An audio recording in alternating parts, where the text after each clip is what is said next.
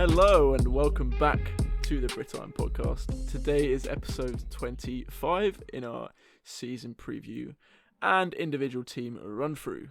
And of course, today is the number 8 team, the Philadelphia Eagles, who we have got pitted out at 10 and 6. And of course, joined today by Matt and Sam. How are we today? Yeah, not bad, mate. Been worked to the bone over the last couple of days. Got into a new job, so pretty tired. But I'm glad I'm back recording because I've been looking forward to this, especially this episode actually, because I've got a number of issues with some of the things that I know are going to come out of Matt's mouth, and I'm not happy with it.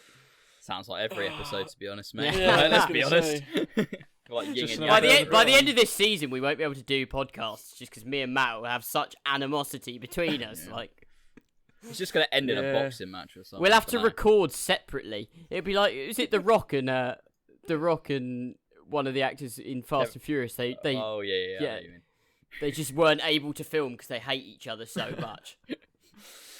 I mean, just to give that a bit of context for this episode, myself and Sam have got the Eagles at 9 and 7, whereas Matt has got them at, some would say high, 13 and 3. Oh, even I'll say it's high. It's lofty. So Very high. In fact, I think the thing that's high was Matt when he made that claim. So yeah, that is the contention point here. It has to be said. However, I will lead us off into this Eagles team, and I'd like to discuss that O-line. Now, Brandon Brooks tore his Achilles last month, or in early June, I should say. And they did sign Jason Peters to fill that gap, although that is an aging Jason Peters, might add. Do you think that Wentz is going to struggle behind this new formed O-line with Jason Peters? Definitely makes it Struggle's harder. not. I think anytime you lose a player like Brandon Brooks, who is an integral part of the line, you're not really going to be able to fill it to the same extent. That's why I think this is purely them just filling a gap. I think it's better them having Jason Peters than not, but it obviously is going to make it harder for him. But I think for me with Wentz, he has been relatively consistent, and I think he's looked quite good throughout his time in the league, and he hasn't always had the best line. There's been injuries aplenty, especially last year, and he's kind of had to make do with things. So I think it obviously makes it harder for him, and obviously with Wentz, it is always a concern if he's going to get hit, get hurt. But I'm not as concerned. I was until I saw Jason Peters come in. But I think that just gives them a bit more experience because they drafted a couple young guys as well who might have to contribute earlier than you'd expect. But I think it's good. Jason Peters is, if they were going to fill that gap, that's probably one of the best names they could have brought in. Familiar with the team, and there's not very much obviously out there this late in the off-season.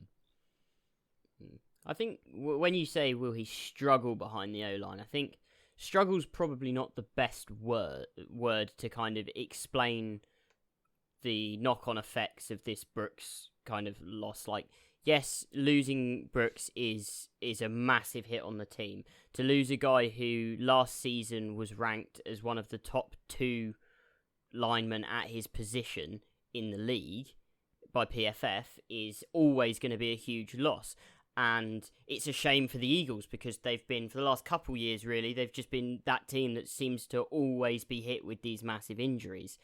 I think bringing in Peters is certainly shores the line back up a bit. He's, like you said, James, he's a bit aging. It's not his native position, which that's another I'm not as worried about. I think he's a veteran player who will be able to make the adjustment. But at the end of the day, the adjustment isn't going to be up in that, like, he's not going to be a high 90s graded player at that position, is he? Like, he just isn't. So, yes, it's a massive hit, but whether Carson Wentz will struggle, I don't think he will struggle, but I do think this takes a win or two off of their potential wins, losses, just because I think it makes them, in those games where they're going to have to put up a lot of points to kind of keep up, it does reduce the number. I think for me, it reduces the number of drives they can keep going because that'll be X number of sacks per season extra that they're giving up because Brooks wouldn't have given up those sacks. So I don't think it's that he'll struggle, but they will get hit by this. I think, yeah, I agree with this. When I did that, we all predicted did our predictions for the season, that was before Brandon Brooks went down and got this injury. So I think it definitely does make a few of these games that I had the Eagles taking maybe by a score of 2, a little bit more coin flippy and a little bit more of potentially the other team kind of is in the game more. So it's a little bit up in the air. I think obviously it hurts him a little bit, but I think for Wentz it's more about the weapons he's got and them staying healthy that will be what kind of causes him to struggle or kind of thrive for this season. And perhaps sticking on the injury front as well, moving on to a different player group, sort of thing, position group, sorry. And Alshon Jeffrey. Now, there's reports coming out that he might not be ready to start the 2020 season due to that injury he picked up. How much does this also impact this team?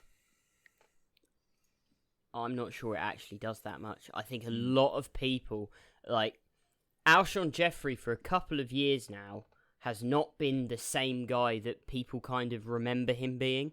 He's still a good player, but he's not. There was a time that Alshon Jeffrey was a really dominant kind of number one touchdown kind of guy, and it's been a while since he's really done that consistently.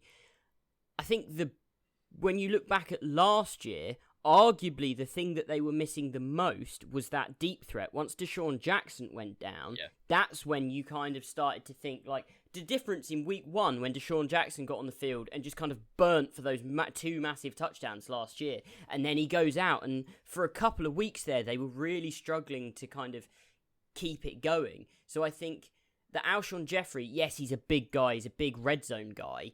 That is a bit more replaceable than that kind of deep stretch the field role. So I'm actually not as worried about them losing Alshon Jeffrey, just because I think they've brought in Marquise Goodwin, they've got Deshaun Jackson, they've still got JJ Arcega-Whiteside, who's not small, so you can target him in the red zone. They obviously drafted Jalen Reagor. And so, I mean, you've got 3 guys there, Deshaun Jackson, Jalen Reagor, and Marquise Goodwin, who are all deep threat guys. So you've got so much field stretching that I think with their collection of just exceptional tight ends in Dallas Goedert and Zach Ertz, that they've got enough of the kind of red zone big body guys that Alshon Jeffrey might not be as much of a loss on the field as people think. It might be more of a mental loss for the team because he's a leader and he's been there a while, but I think they're maybe not losing as much as people think. Yeah, I 100% agree with that. I think for me, I would be more concerned if it was someone who was more of a burner and a field stretcher, because the difference in Carson Wentz when he has that against when he doesn't is... Yeah, that's a great point. It's massive. I think Carson Wentz, when he's got a consistent deep threat, you're more likely to see that kind of up-knit MVP quality Carson Wentz that we've seen that he can do. I think now they've got a few options there. They've sort of insured it compared to last season, where it was just Deshaun Jackson, and once he went down, obviously there was a ton of other people that went down as well, but they've insured now. They've got sort of 3 names you can play there. I think it's good as well that the downside of those injuries obviously was kind of threw away last season from a little bit, but I mean, like Greg Ward Jr. got quite a lot of playing time that he probably wouldn't have gotten, which means he's in the conversation for this season as well. He's had some playing time with Wentz out on the field, so you could see him having more of a role. I think without Alshon Jeffrey, they've got enough there to cover it. So I'm not as concerned as well. I think it's not as relevant as it sort of was towards the tail end of last season. Yeah, I see the point. And Sam, you mentioned Jalen Reagor there as well. Just a general one. What is your opinion of him as a player and in this organisation as well? I think as a player, like watching some of his film, I kind of like where he's landed. I think they've definitely brought him in to be the heir apparent to the Deshaun Jackson role. Yeah. And I think I've got a sneaking suspicion that if he comes out and looks good early, especially with everything, Deshaun Jackson's had a couple of questionable media decisions throughout his career. He's not always been someone, like, there've always been questions as he hangs around with the wrong people. You've had his recent kind of issues with things he said on Twitter, which haven't necessarily gone down too well with almost anyone who is a reasonable human being. Which there is at this point, it's kind of Jalen Reagor will get given the opportunity to go and win the job, but I also don't actually think there's all that much pressure on him. Now, because they have got so many other weapons and so much more talent, or the only thing I would say is for the kind of capital that they put into him. It was, at the time, like, if you'd have asked me when they were on the clock, is he your favourite receiver for them to take? Like, they're definitely taking a receiver. Is he the next guy off the board for you? I still think he could have come in that category of that T. Higgins was in, that maybe even Denzel Mims was in, like players that all could have been at that 21 position, or was it 21 he was taken? Yeah, it was 21. Yeah, so they all could have been at 21, but the Eagles just went and took their guy. So I will be interested to see how he pans out, because, like I said, he's the heir apparent to Deshaun Jackson, who is, like, especially for like fantasy and stuff, incredibly productive. But if they throw him in too early, if the O-line doesn't handle, if he doesn't gel with Carson Wentz, then you could see his first year or two being kind of a slow start, because he is a bit rawer than some of the other guys taken just a few steps ahead of him. Yeah, I think one big thing for me is he was taken around that point in the draft where, especially at that position where the big three names are off the board at wide receiver, it's teams taking their guy. So there's obviously something that the Eagles have really liked about him. But as well, I think he hasn't necessarily had the opportunity to show what he can do with consistent quarterback play. That's a problem that plagued him in college. And I think he's a guy that stood out in any kind of contested catch. You would favour him. So I think he has got the potential to come out and outside of those big three names, kind of almost upset the conversation of kind of a breakout rookie wide receiver this year, because it's almost the perfect fit. That if Carson Wentz likes him and gets on a page with him, it could be incredible, I think. Especially with this team and the kind of, you can't really say, you can't put a label on a team as injury prone, because it's player by player, but they've got a number of guys on this team who are injury prone. I mean, Zach Ertz is coming to the point in his career where he's starting to get knocked up. He wasn't as consistent as he has been last year. Dallas Goedert had a couple of games last year where he had potential concussion type things. You've got a number of receivers. Marquise Goodwin has not always been the model of health, and to be honest, the speed he runs and stuff, he's got ACL written all over him to me, just because he's an absolute burner, and anyone, in the same way that Deshaun Jackson or Rager are, to be fair to them, but anyone who's running a 4.2, 4.3, 40, if they can get up to that speed, they could pull a hammy at any point in the game. I mean, hopefully not, but and then there's the added thing of COVID. I think he's the kind of guy that if he can get his issue, like his path to success, is very much dependent on the targets. And I think if everyone stays healthy, the target share won't be there as much, because they'll just try and work him into the offense. There's no need to rush him in. But if you start to lose a couple of players for a week or two because they're out in isolation or whatever, and he gets the chance to get on and he starts getting these targets and being productive, then you'll see him really pick up some pace towards the second half to back end of the season. Yeah, I think you could see as well, if they're working him in, some sort of design plays where you've got like Deshaun Jackson or Goodwin out there, and people are kind of looking at them, and then the next thing you know, Rager's gone. Yeah, exactly. And it's going to become, I think this could be a really fun offense. If everything stays healthy, like week one, with what they should have out there, because we haven't even touched on the running back, like Miles Sanders yet. But this could be a very fun offense early doors if they get it schemed right. And it could be another one of those ones that, as a defensive coordinator, you're kind of looking at like, well, hang on, who am I focusing on here? Yeah. Which I think could be really exciting. And another player maybe we should dive into a bit more depth on as well is the quarterback, Carson Wentz. I know from previous discussions we've had, Matt, you're a bit more high on him. Yeah. Maybe you just like to run us through that, because I know me and Sam aren't as high as you are. Yeah, I think for me, since he came into the league, I think we've said it in a previous episode in the Texans one, sort of comparing him with Deshaun Watson. He has had an easier start to his career in terms of the fit, like the team, the people he's had around him. And I think outside of the sort of the injury history, I think there's been times where he doesn't get enough credit. He's played through, when he can, he has played through injuries. It's only when he's literally been told he can't go out on the field that he's sort of stopped. And I think he's really at a point now where this team, it is Carson Wentz. Like, it's fitted around him. I think it's very much behind him. And I think since he came in, I've liked the fit. I've liked the way he's gone out and played the game. And it's just, I guess it's one of those cases, just sort of a bit of kind of a my guy sort of thing. I just enjoy Carson Wentz football. I've got him in our dynasty. And maybe that's a little bit of the bias as well. I don't know. But Yeah, I just really like the way he plays the game. No, I agree. I really like the way he plays the game. I like he's big, he's strong, he's tough, he's not afraid to take a hit, and he's built to take a hit. Like, I think he's a very, very smart quarterback. I think I think it's clear that he loves the game. I think he's one of these guys that if football, just all the money went out of football, you'd probably see a lot of players that just wouldn't do it, because why not do it if you're not getting paid this kind of silly money? He might be one of those guys that would still be there just doing it because he really enjoys it. And he'd play it the same way, I think. He'd attack it still.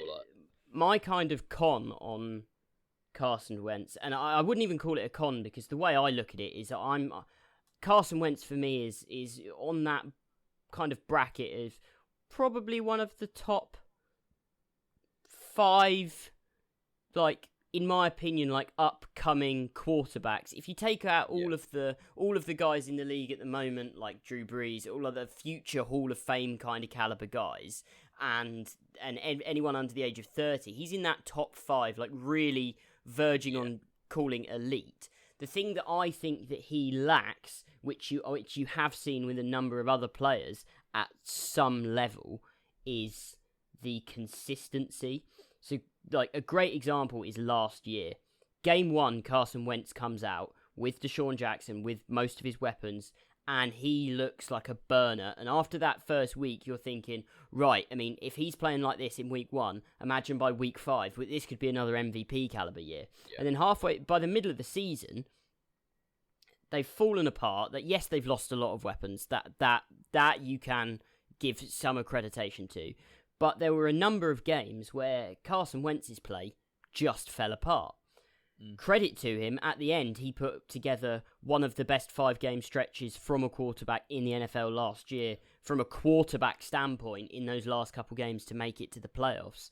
But it's the consistency of being able to do that for 16 games in the regular season, to put yourself in a position to get that first round bye, keep everyone healthy, and then to go out and do it on the biggest stage. Now, my big thing with Deshaun Watson is, for me, Deshaun Watson has done that on the biggest stage. You are no slouch, goes out against the Andy Reid and Patrick Mahomes led Chiefs and puts up 24 points in a half. His defense lost him that game. If your team is worth any salt and you get a 24-0 lead over someone with a quarterback as good as that, then you should win that game. Like, all that defense has to do is only concede 7 points in the first half, or 14 points in the first half, keep the momentum on their side. Deshaun Watson comes up, still scores the same number of points he did game total, and that's probably a very different game. Yeah, I think I definitely agree with that. I think that's, for me, I guess, sort of where I've based my prediction off, is this season being more of that. Obviously, as long as the whole offense and the medical room doesn't end up stacked full of people again, that you see that kind of that consistency in him playing at that high level throughout, to the point that he is at least in and around that MVP conversation. That's sort of the feeling I've got coming into this season. But I think he should be there. Yeah, I think he's one of those guys that his ceiling is MVP, and he's shown even when everything falls out of the team, his floor, he's still a good QB1 within the league, even when he's his playing floor with is guys Andy Dalton. His floor is Andy Dalton, which is he is a franchise quarterback, and no one is arguing that. Like, if your floor is Andy Dalton and your ceiling is franchise quarterback, then you are a franchise quarterback. You'll play for at least 10, 12 years in the league, and you'll get paid a shed load of money. I think the kind of nitty-gritty we're debating at this point is actually, right, does he have the ability to go on and be a great? Will he go and win a couple Super Bowls and book a ticket to Canton? And I think that's really important for anyone who's listening to, like, the kind of things I'm saying, especially. This is not a negative. This is kind of me saying, right, I want to see him go out and take that next step to be a legend, rather than just, he was a really solid guy. Yeah, the way I see him, just to probably repeat what you said a little bit there, Sam, but I think he's got the talent, but just need to see it week in, week out, and that's a lot of my concern is. But just on the records that we had, obviously me and you, Sam, 9-7. Matt, you had it 13-3. The reason I didn't have them as high was due to the schedule. Yeah. Which I think we should touch on as well, because there's a few games in there which I think I'd actually be very interested, tough. James. Have you got your individual what games you've got them winning, what games you've got them losing in front of you? Not in front of me, but I can probably rattle off just by looking at it now. Yeah, I'd just be interested because looking back on it, with some of my views, I'm looking at their record, and I even think that 9-7 for them might be if they get to 9-7. They might have had a really good year, and that's saying something considering they're the division they're in. I mean, potentially. I don't see it as harsh as that, perhaps. So just for the record as well, the ones I see as a loss: 49ers, Ravens, Cowboys, Packers, Saints, and then Cowboys again, and then throw another one in there as well. At some point, maybe the Steelers or something like that. Yeah, Steelers. To round off to, I believe that is 7. So that's why I see it. But I'm also intrigued to see where Matt has. I don't know if it's the same games. Maybe you've coin flipped, but where's the 3 losses coming from? So as opposed to where me me and Sam would have them. I've actually got up until week 12. I've got them going 11 back to back. Their 3 losses for me come at Green Bay in week. What would that be? Week 13. At Dallas in week 16, and then a week 17 sort of throwaway game at Washington where they're resting for the playoffs. Wow. I think for me, what I'm kind of going off is this team coming out healthy and coming out firing, and almost what we saw week 1 last year, but with more weapons, but kind of they keep it rolling. But I know it's one of those things that there's a few games I've got in here. I've got them as one of the few teams that beats the 49ers. I've got them as one of the teams that beats the Ravens, the few that I've got. And I think another big bit that probably flips it is for me, I'm low on the Steelers. So I've got them winning there. But those are 3 games that I could 100% see going the complete other way. And then we're talking about I've got them at 10-6. And I know another difference I've got to Sam is I've got them doing the double over the Giants. He's obviously higher on the Giants. So I could easily see mine coming out as sort of 9-7. I just got them edging those games out because for me, I'm looking at it as being a red-hot offense and also a defense that we haven't covered yet. That although I think they lost a few names, they lost Malcolm Jenkins sort of being the main one. They made 4 good additions through free agency and then the trade for Darius Slay, which as a short-term almost win-now kind of move, I really like. And I think it's, for me, I think they've done what they need to improve on last year. And as long as they don't have the massive list of injuries, I think they've got enough to keep it rolling. Because I think what we saw week 1 is something they can do consistently. The way you're coming at it very much to me seems like you're kind of taking the upper bounds of their.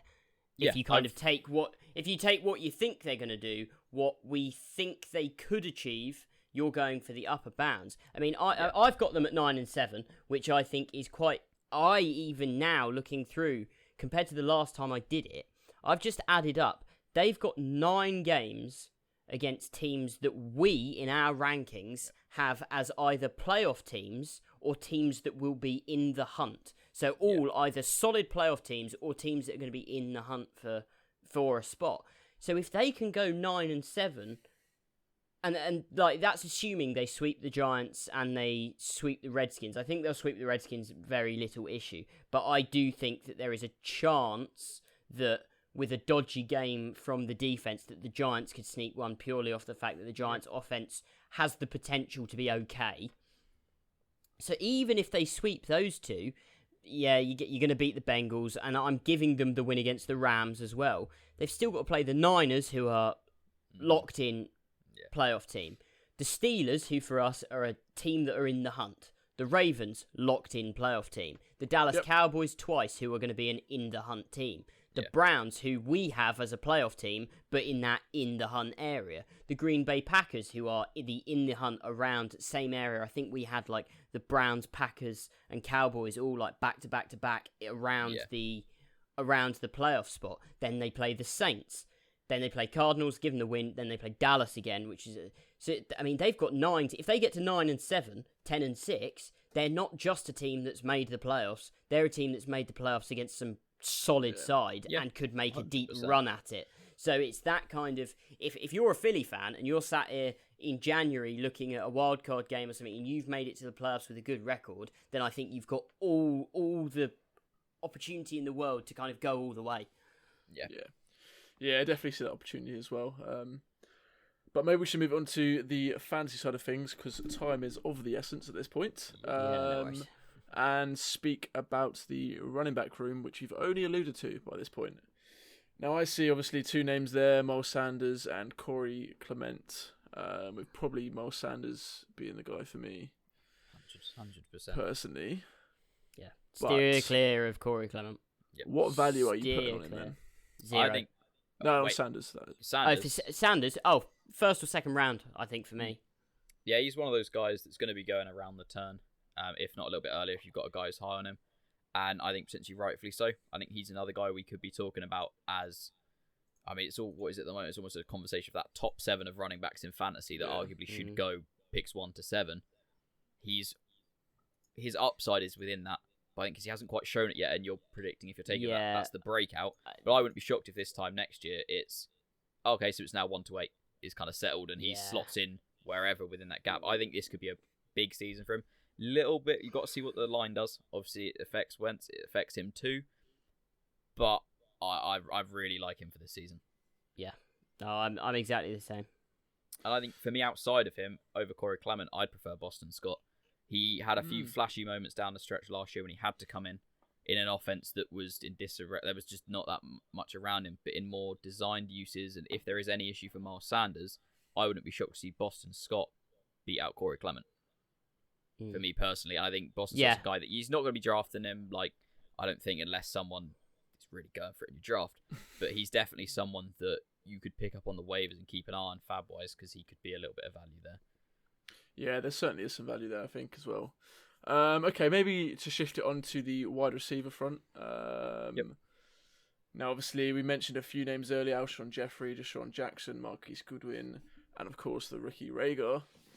What value are we putting on all those players individually? Anyone we're targeting for some late round value, or I think it's a very difficult one in this because you've got Deshaun Jackson, Marquise Goodwin, and Rager, who are going to be fighting a little bit over the same role. But any one of the you're going to be kind of trying to predict who's having the game because it's not. Yeah. You might get some where 2 of them go off, but it's very tough to predict that. And without this season seeing really anything, I think Rager, you've almost got to put a little bit of a cap on the expectation of. I think it could be a slightly slower burn for him, but towards the end of the season, again, like we've said for I think most of the rookie wide receivers, he might start to come through then because it's going to be slower for them this year. And I think Deshaun Jackson for me is a risky one because he's getting on a bit in his career. We don't know sort of what the punishment or the discipline or it's going to kind of be put on him is. It's been all kept within house, but we don't know what happens with that. And if it potentially, if there's anything else down the line, if he's maybe on a kind of a one warning sort of thing, if you do one thing and you're gone, so there's a risk there. And Goodwin obviously coming into a new team on a limited off season, so I think it's a really risky one to call. And I think potentially you've got some later guys like I think Arcega-Whiteside's one to keep an eye on really really late in drafts who could find himself some value, especially if Alshon Jeffrey is on IR, struggles to get in, and is really trying to get back from his injury, but for me, it's almost too difficult to predict. I'm not really looking to this wide receiver room for my fantasy value. If I want a receiving value from this, it's either of the tight ends for me. Yeah. No, I agree with Matt. I would not want to... The thing that you might get out of the receivers here is if you're in a kind of a clued-in league and everyone's solid at fantasy football, you might kind of get almost like a standoff of people not wanting to take the guy because they don't... All of these guys have got reach written all over them. It's right, like someone might reach for Deshaun Jackson and because they want the big play upside. Someone might reach for Jalen Rager because they want the upside of this rookie coming in who just has a massive year. Someone might reach for Marquise Goodwin because they want if Deshaun Jackson goes down and he works his way in and he's suddenly the burner guy. So you might see people that know what they're doing, they kind of hold off, and then suddenly they're all sat there in rounds that make them a great value. So in something like that, if you've got everything else sorted, like you've got all your receivers that you're comfortable with, and you've got your running backs that you're comfortable with, and then you're just kind of taking a bench roll-in guy, and they're still there, then I'd be happy to take a shot on them as a guy that I move in and out of my roster depending on matchups, how they're looking, something like that. But I wouldn't go near any one of these guys drafting them with the intention of them being my starting wide receiver. To be honest, the only guy out of this team that two guys I would draft as to be my starting player at their position would be Sanders at the running back, because that's his ADP, that's where he's going to go. Yep. I do think there's a chance that he could kind of disappoint a bit for where he's being drafted. The expectation is very high. The expectation is sky high, and if he doesn't have a massive year, I mean, he could come out, have 1,001 yards and 5 or 6 touchdowns and have an okay year football-wise, but for fantasy, you're taking him in the first round, that's not enough. So he could disappoint, and then I'd take Zach Ertz. Everybody else I'm kind of avoiding.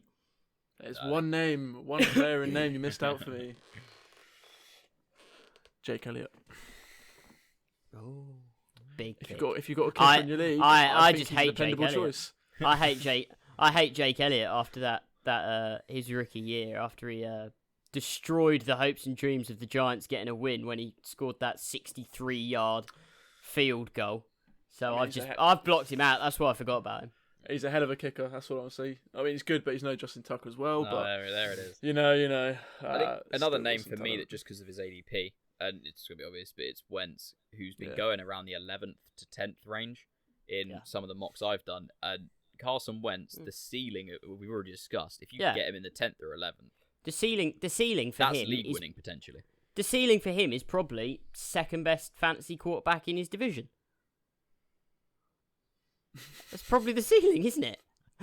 Right, it's been really good, guys. That's all we got. I mean, that does feel like a good bombshell to end on, if I'm honest with you. But unless you boys have any more points to raise, no, we'll leave it at that. Yeah, I've got some. Leave it on a victory. Leave it on a victory. We'll save that for maybe on the golf course. Who knows? We'll see what happens. What happens on the golf course stays on the golf course, James. And that's why I haven't been golfing with you guys, because that sounds dodgy. Now, Sam needs someone to beat. You should come along. Oh God! Hold on a minute. That's a double dig there. Anyway, I'll beat James any day. On that bombshell, anyway, as I've said a few times, that's all we got time for. So be sure to head over to YouTube, go like, comment, and subscribe. Also check us out on Instagram and Twitter. We're at the Brit Iron. Got a lot of content going down on there for you guys. And also we're setting up a listener league, of which the draw is happening the last day in July, if I am correct. Yep. You certainly are. Damn straight. So that is happening last day of July, so be sure to register your interest on our social media platforms. But for now, thank you for listening, and we'll see you next time. See ya.